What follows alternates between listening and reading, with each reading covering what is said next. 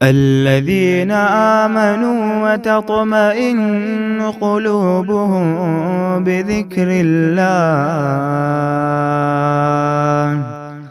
ألا بذكر الله تطمئن القلوب۔ سوال یہ کہ اللہ نے مجھے آپ کو دنیا کی نعمتیں کیوں دی؟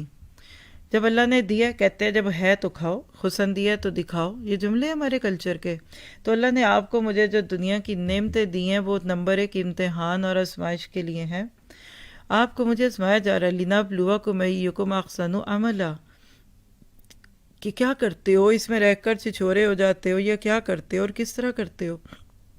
پھر اس طرح ان کا ایک دوسرا بہت بڑا مقصد کیا ہے کہ دنیا کی نعمتوں کے ذریعے آخرت کی نعمتوں کا حصول کیا جائے۔ اسی میں آگے اینڈ پہ آپ پڑھیں گے انشاءاللہ سورۃ قصص اور یہ سورۃ العنکبوت کے ان بٹوین یہ سارا ٹاپک چلے گا اینڈ کے اوپر۔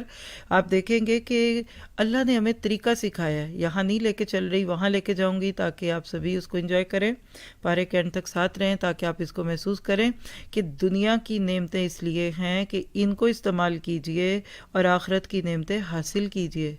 یہ دنیا کے ڈالرز، یہ پاؤنڈز، یہ ہمارے آپ کے چھوٹے موٹے کام کی چیزیں جو اللہ نے ہمیں سیل فونز، گاڑیاں اور دوسری چیزوں کی صورتوں میں دی ہیں، ان کو اچھا استعمال کیجئے، واقعات الصالحات میں ڈھالیے اور آخرت میں اس کو پا لیجئے۔ اور یاد رکھیے کہ روز قیامت نعمتوں کی جواب دہی تو ہوگی۔ ثم لتسألن یومئذ عن النعیم، پھر اس دن تم نعمتوں کے بارے میں پوچھے جاؤ گے۔ تو بطر کیا ہے؟ امت کے لیے خطرناک بیماری اور مہلک مرض ہے۔ پیچھے آپ پڑھ کر آئے ہیں، آپ کو تو اتنی جلدی میں نہیں یاد ہوگا لیکن پڑھانے والوں کو یاد رہتا ہے الحمدللہ۔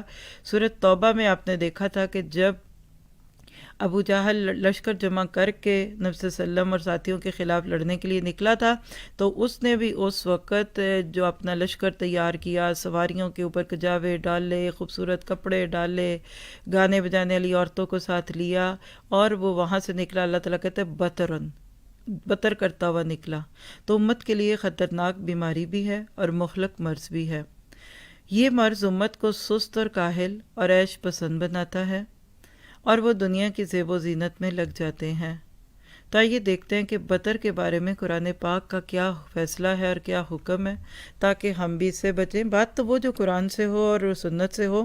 تو اللہ سبحانہ تعالیٰ نے بطر کا فعل مسلمانوں کا نہیں بلکہ ظالموں اور کفار کی صفت بتائی ہے۔ سورۃ ہود 116 جو بھی بتائی وہی رکھ لیجئے، یعنی وہ لوگ جو ڈوبے تھے، جن کو آندھیوں اور طوفانوں سے ختم کیا گیا تھا، اصل میں وہ لوگ تھے جو ما اترفوا فیہ وکانوا مجرمین، اور بے شک گزری ہوئی قوموں نے اپنے اوپر ظلم کیا، دنیا کی لذتوں کے پیچھے پڑے، اللہ کے حکم سے تکبر کیا اور اکڑ گئے۔ نتیجہ کیا ہوا کہ اللہ کی راہ سے روکنے لگے۔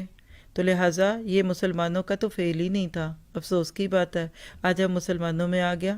پھر دوسری بات یہ ہے کہ آخرت میں عذاب الہی کا سبب ہے۔ دنیا میں تو قومیں پکڑی ہی گئیں، کچھ نہیں بھی پکڑے جاتے، لیکن آخرت میں پکڑے جائیں گے، اور آخرت میں جب عذاب آئے گا تو وہاں سے پلٹ کر آنے کا کوئی راستہ نہیں ہوگا ان لوگوں کے لیے جو کہ وہاں بیٹھے ہوئے تھے۔ جتنا زیادہ آپ دیکھتے ہیں کہ انسان ان چیزوں میں پڑتا ہے، اس کی آخرت مخدوش ہو جاتی ہے، بالکل اس طالب علم کی طرح جو اچھا پیپر نہ کرے تو پھر رزلٹ آنے کے دن سے پہلے اس کے دل پہ خوف طاری ہو۔ آج بھی اگر آپ اس چیزوں سے بچے ہوئے نا تو آپ کا دل پرسکون ہوگا، آپ مطمئن ہوں گے، آپ محسوس کریں گے اٹس اوکے، کوئی بات نہیں ہے، اچھا ہی ہوگا۔ خوف تو ہوتا ہے، دیکھیں رزلٹ کا انتظار سب کو ہوتا ہے اور خوف بھی ہوتا ہے، لیکن اندر ایک ہوپ ہوتی ہے، دیکھنا شاید میں ہی فرسٹ آ جاؤں، پچھلی دفعہ سیکنڈ آئی تھی، مجھے لگتا ہے کہ اس دفعہ میں فرسٹ آ جاؤں گی۔ تو اس طریقے سے آخرت میں عذاب کا سبب بننے والے کے لیے آخرت کا لفظ ناقابل بیان ہو جاتا ہے، نہ سننے کو دل کرتا ہے نہ بولنے کو۔ موت کا لفظ سن کر پریشانی کا اظہار کرتا ہے انسان، اور اس طریقے سے پھر وہ اپنے آپ کو لے چلتا ہے۔ اور اگر آپ اس کی دلیل لکھنا چاہیں تو سورۃ مریم کی آیت نمبر 59 بھی آپ لے سکتے ہیں، فَسَوْفَ يَلْقَوْنَ غَيًّا، اللہ کہتے ہیں ایسے لوگوں کو آخرت میں ہم غی پلائیں گے۔ پھر ایک اور بڑی وجہ دنیا میں ہلاکت کا سبب ہے بطر، اور اس کی دلیل آپ کے سامنے سورۃ الانبیاء کی ابتدائی آیات ہیں 11 سے 13 تک، کہ جس میں حقیقت میں ایسے لگتا ہے ہم اپنی آنکھوں سے دیکھ رہے ہیں کہ فلما حسوا باسنا اذا هم منها يركضون، پھر جب انہوں نے ہمارا عذاب دیکھا تو وہ وہاں سے بھاگنے لگے، تو ان کو کہا گیا لا ترکضوا وارجعوا الى ما اترفتم فيه، مت بھاگو اور انہی گھروں میں پڑے رہو، انہی بستیوں میں رہو، انہی جگہوں پہ رہو جہاں تمہیں خوشحالیاں دی گئی تھیں، ومساکنکم، اور تمہارے گھر، لعلکم تسألون، تاکہ تم سے سوال ہو۔ اللہ اکبر۔ پھر اگلی ایک وجہ کیا ہے کہ دوسروں کی ہلاکت کا بھی سبب ہے، یعنی بطر جب آ جاتا ہے تو صرف خود ہی قومیں نہیں ڈوبتی بلکہ دوسروں کو بھی اللہ کی نافرمانیوں میں ڈبوتی ہیں۔ اس کی دلیل لکھ لیجئے، سورۃ بنی اسرائیل آیت 16 ہے، وَإِذَا أَرَدْنَا نُهْلِكَ قَرْيَةً أَمَرْنَا مُتْرَفِيهَا فَفَسَقُوا فِيهَا فَحَقَّ عَلَيْهَا الْقَوْلُ فَدَمَّرْنَاهَا تَدْمِيرًا۔ یعنی وہ کہتے ہیں نا کہ خود تو ڈوبے ہیں تم کو بھی لے ڈوبیں گے، یہ ایک پلیگ کی طرح بیماری آتی ہے، پھر ساری قوم یا ایسا ایسا اس کا شکار ہوتی ہے۔ ایک اور وجہ بہت ہے جس کو قرآن جس لیے اس لفظ کو برا سمجھتا ہے، وہ کہ ایسا شخص نیکیوں سے دور ہو جاتا ہے۔ سورۃ توبہ کی آیت 81 لکھ لیں، بعد میں جا کے پڑھیے گا، فَرِحَ الْمُخَلَّفُونَ بِمَقْعَدِهِمْ خِلَافَ رسول اللہ۔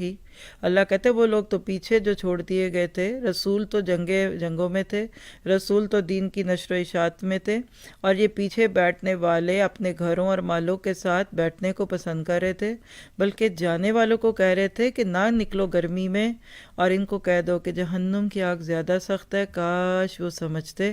تو عیش پرست شخص، ایسا شخص پھر اللہ کے رستے کی صعوبتیں برداشت نہیں کرتا۔